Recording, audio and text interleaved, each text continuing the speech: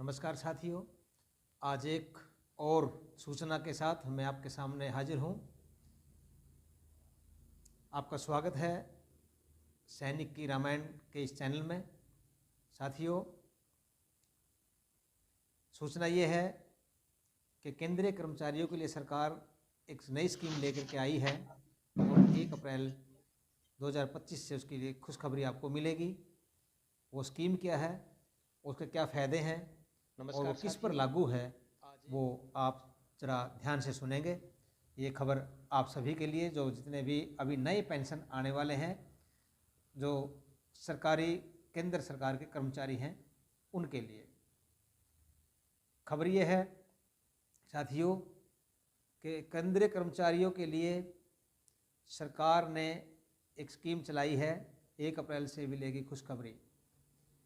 नए financial year में जो 1 अप्रैल 2025 से शुरू होगा, हमारा 31 मार्च के बाद 1 अप्रैल से केंद्रीय कर्मचारियों के लिए एकीकृत पेंशन योजना। एकीकृत पेंशन योजना का मतलब ये क्या है? यूनिफाइड पेंशन स्कीम, और इसको बोलते हैं यूपीएस। योजना लागू होने वाली है केंद्रीय कर्मचारियों के लिए ये 1 अप्रैल से। यूपीएस और ये किस पर लागू है? यूपीएस उन केंद्रीय सरकारी कर्मचारियों के लिए उपलब्ध होगी जो पहले से ही एनपीएस में नामांकित हैं। नेशनल पेंशन स्कीम के अंदर जो नामांकित हैं, नॉमिनेटेड हैं, उनमें लागू होगी, और जो इस नई योजना का विकल्प चुनते हैं, मतलब जो सरकारी कर्मचारी हैं उनके ऊपर लागू होगी ये।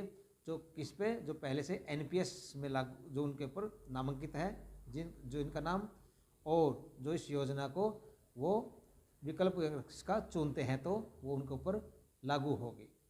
आगे क्या है इसके अंदर? ये रिपोर्ट जो है आई है, जो लाइव हिंदुस्तान एक चैनल है उसके तरफ से आई है ये। इसमें क्या है, नया साल जो अभी है, नया साल, नया फाइनेंशियल ईयर अभी चंद ही दिनों में आने वाला है, कुछ दिन बाकी हैं। आज जो वीडियो रिकॉर्ड हो रही है, तो उस दिन से लेकर के, जैसे आज 8 मार्च से लेकर के 31 मार्च का बीच का ही समय है बस। उसके बाद 1 अप्रैल से यूपीएस स्कीम जो है लागू हो जाएगी। आगामी 1 अप्रैल से शुरू हो रहे फाइनेंशियल ईयर में केंद्रीय कर्मचारियों के लिए एकीकृत पेंशन योजना लागू होने वाली है।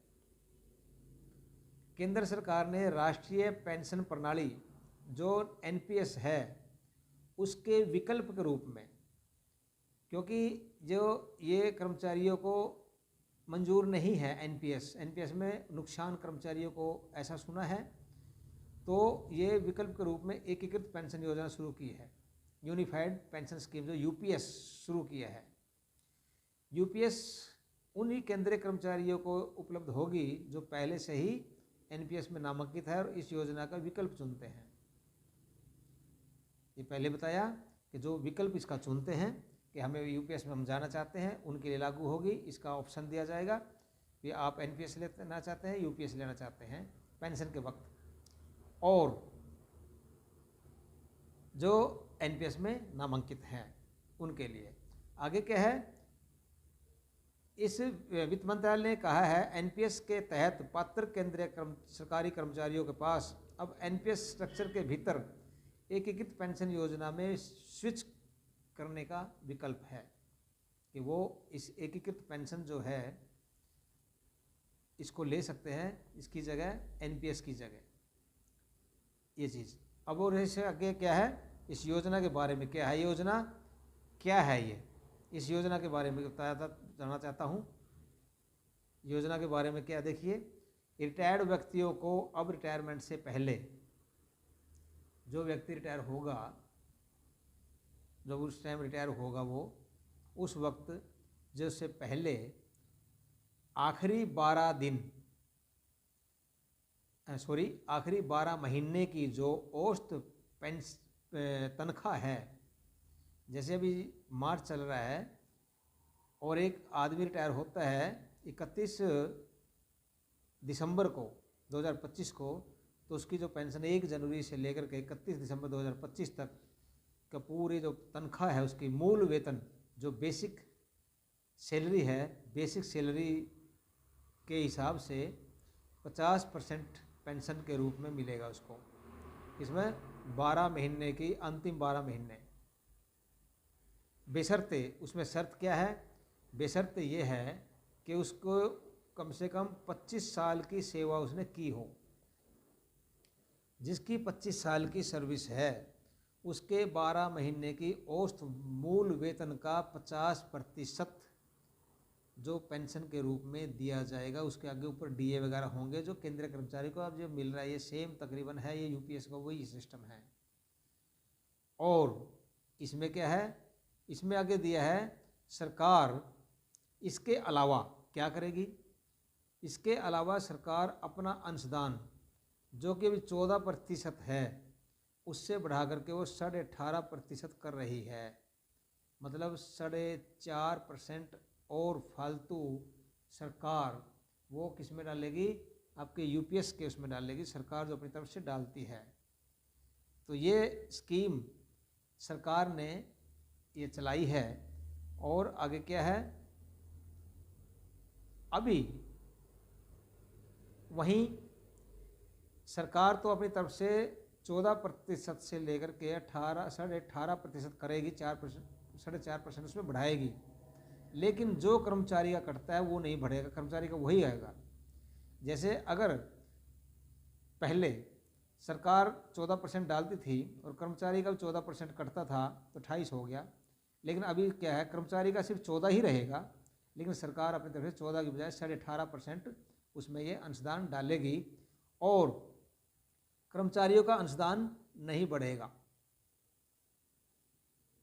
ये कर्मचारियों का अंशदान इसमें नहीं बढ़ेगा। ये समझने वाली बात है, देखने वाली बात है। आगे, यदि किसी पेंशन भोगी की दुर्भाग्यपूर्ण मृत्यु की स्थिति में अगर मृत्यु हो जाती है किसी कर्मचारी की, उस हालत में क्या होगा, उसके जो परिवार को कर्मचारी को मिलने वाली पेंशन का 60% प्राप्त होगा। मतलब अगर पेंशन मिल रही है, जो पेंशन हमको मिलती है उस पेंशन का 60%, मान लो अगर हमको 50,000 रुपये पेंशन, मूल पेंशन हमारा जो बेसिक पेंशन है वो 50,000 रुपये है और कर्मचारी की मृत्यु हो जाती है तो उसके बाद उसको 50,000 नहीं मिलेगा, उसका 60% होगा, वो मिलेगा 60%। न्यूनतम 10 साल की सेवा के बाद सेवानिवृत्ति पर पेंशन के रूप में 10,000 रुपये प्रति माह मिलेगा। अगर किसी कर्मचारी की कम से कम सेवा 10 साल हो जाती है और 10 साल के बाद सेवानिवृत्त हो जाता है तो उसको पेंशन के रूप में 10,000 रुपये प्रति माह मिलेगा। ये स्कीम यूपीएस के तहत है। आगे चलिए, आगे क्या है, यूपीएस के प्रावधान एनपीएस के पूर्व सेवानिवृत्त कर्मचारियों जो पहले से ही सेवानिवृत्त हो चुके हैं, रिटायर हो चुके हैं पर लागू होंगे। ध्यान दें, यूपीएस का जो प्रावधान है अभी जो ये एनपीएस के जो पूर्व सेवानिवृत्त, जो एनपीएस ले लिया, जो अभी रिटायर हो चुके हैं, जो कर्मचारी जो पहले से सेवानिवृत्त हो चुके हैं उन पर लागू होंगे।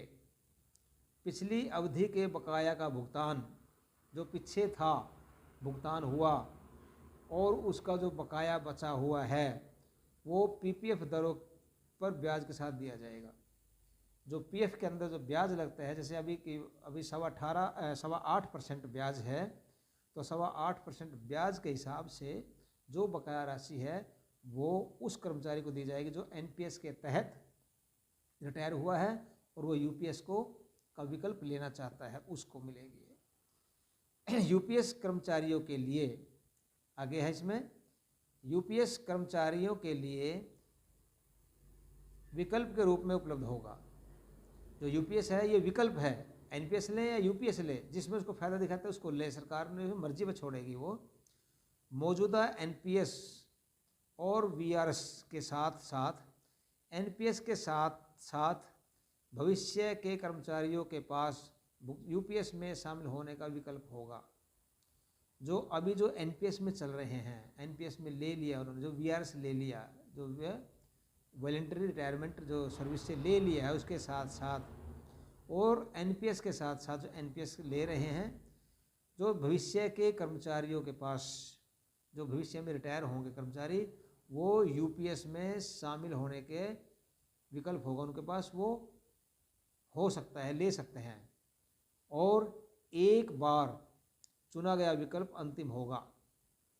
अगर आपने यूपीएस ना लेकर के एनपीएस में ही रखा और कल बोले कि भाई यूपीएस हम ले लें, उसको फ़ायदा है, तो एक बार ही विकल्प चुनना होगा, दोबारा नहीं होगा। इसलिए सोच समझ करके आपको ये चुनना होगा। इससे क्या है, क्या अभी आगे क्या आखिरी में क्या सुनिए, यूपीएस का जो क्रियान्वयन है इम्प्लीमेंटेशन केंद्र सरकार द्वारा किया जा रहा है, अब ये कर रहे हैं और 1 अप्रैल से ये 2025 से लागू कर देंगे इसको यूपीएस को। उसके बाद जो रिटायरमेंट होगा यूपीएस के तहत होगा, उसको फ़ायदा होने वाला होगा। इससे क्या होगा फ़ायदा, इससे लगभग 23 लाख केंद्रीय कर्मचारियों को लाभ मिलेगा। 23 लाख, जो हमारे 23 लाख केंद्रीय कर्मचारी जो सिविलियंस हैं उनके लिए है ये, उनको लाभ होगा। और यदि राज्य सरकारें भी इसे अपनाती हैं तो इससे 90 लाख से अधिक सरकारी कर्मचारियों को लाभ मिल सकता है जो वर्तमान में एनपीएस पर हैं। अभी जो एनपीएस के ऊपर हैं, एनपीएस पे जो है वो राज्य सरकार के भी हैं, केंद्र सरकार के भी हैं। अगर सभी लेते हैं तो कम से कम 90 लाख कर्मचारी जो पेंशनर्स हैं उनको ये लाभ मिलेगा, क्योंकि 90 लाख के करीब ये अभी एनपीएस ले रहे हैं, तो सबको लाभ यूपीएस का मिलेगा और उनको कुछ ना कुछ फ़ायदा इसमें होगा। तो ये आज की सूचना थी। इसका तो मेरे विचार से ये है कि एनपीएस में सरकार को कर्मचारियों को ले लेना चाहिए। इससे तो ये है, आगे जैसा भी 1 अप्रैल के बाद इम्प्लीमेंटेशन इसका होगा, उसके बाद डाटा आपके सामने आएगा, उसके हिसाब से आप अपना काम करेंगे। आप सभी का बहुत बहुत धन्यवाद। सादर नमस्ते।